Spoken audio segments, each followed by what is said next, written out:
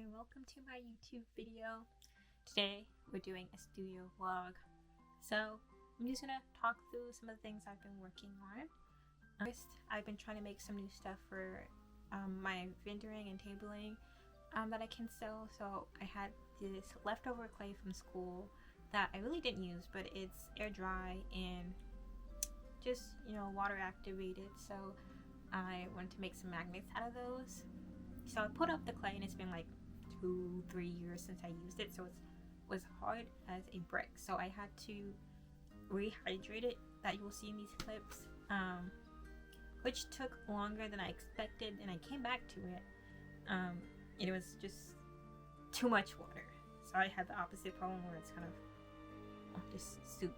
So I had to scoop out some of the water and hope that it dries out a bit.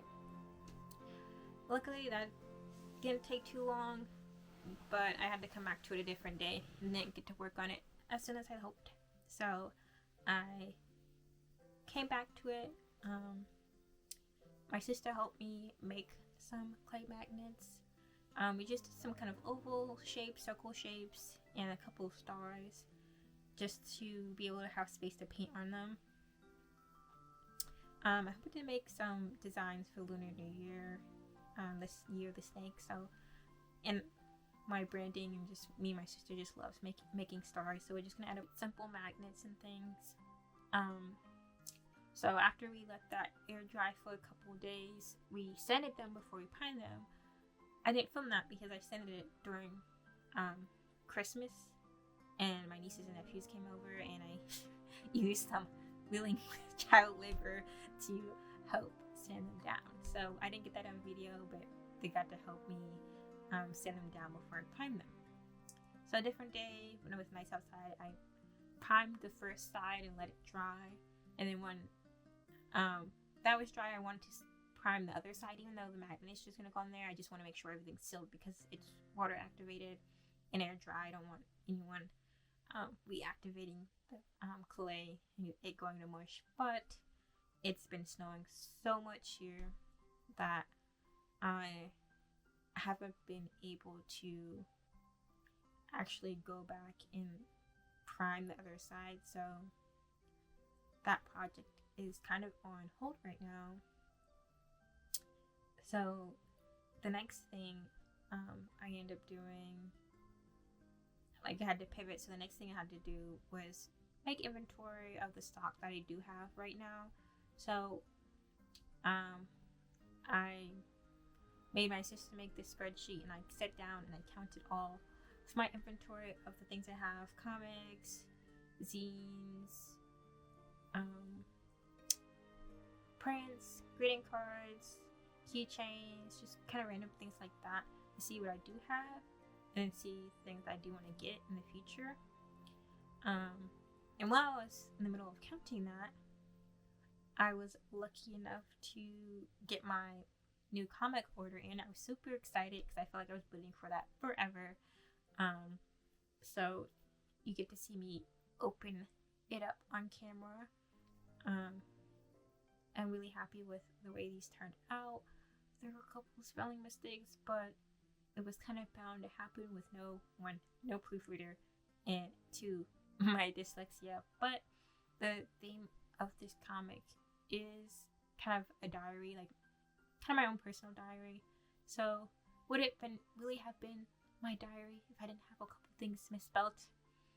And it also kind of reminded me of map makers back in past would make up cities or islands on their map to see if someone copied them. Then they would have those made up places on the copied map, and the map maker could go, actually, those weren't actually there in the first place. So you could argue that's kind of my signature without it actually being my signature. But kind of took forever to make. I'm going to have another video about how I made them, but I did get them professionally printed at Wellsprings Comics in Michigan, and they just mailed it to me at a really good price. I ordered 25. Yeah, I ordered 25, but I ended up with 28, so they gave me a couple extra, which is really nice. And they were pretty communicative through the whole process. So I got all those inventories in. I ended up taking some product photos for the website so I can update all the listings and all that. I'm preparing to vendor more this year, so I want to do that. 2, just kind of making things easier myself by being proactive about those things. So I also went to the North Side Marketplace here where I live. They have small areas where you can rent out a place inside this market and sell some of your work. So it doesn't have to be art. It could be like t-shirts or food or anything like that. So I ended up going to a vendor walkthrough for that. I didn't get that on film. I forgot to. So hopefully I can film it for my next vlog. But we went to that walkthrough. They have multiple different spaces you can choose from. Some small spaces are like rented on a monthly basis, and then bigger spaces are rented on a yearly basis, which looks really cool. They have a lot of demographics coming in. There's a lot of people who come in for field trips, people come in for game nights or karaoke nights or just to hang out. So I'm hoping that my kind of fun little trinket things will sell there. We put in our application, me and my sister, for our vendor shop that we call Black Star. We did get accepted, so we're going to start next month with supplying the space. I'm going to try and make new things in advance to have that space filled with interesting things. Again, mostly I'm going to have to circle back on those magnets. They're like pretty close to being done. I think that would be a fun project to do. And then the last thing that we did recently that I'll add for this vlog is my sister had a show at Summit Art Space here where we live. So it was a short show with the theme was soft offerings. Interesting mix of media. So it wasn't just paintings, it was a mix of like traditional art and mixed media and sculpture and even just video and moving things. So it was really interesting to see the mix of art that was offered there. I don't think I filmed it, but there was multiple galleries too, and with different themes, but it was all open all at once for their winter show. So there's different floors and galleries. I think there was a children's book illustrator who kind of had this creepy vibe to his work, which was fun to see also. Got to see a lot of familiar faces while I was there. My coworker also had some artwork there too, which was great. Where I live is really small, so you can kind of get to know a lot of the white people in the community pretty fast.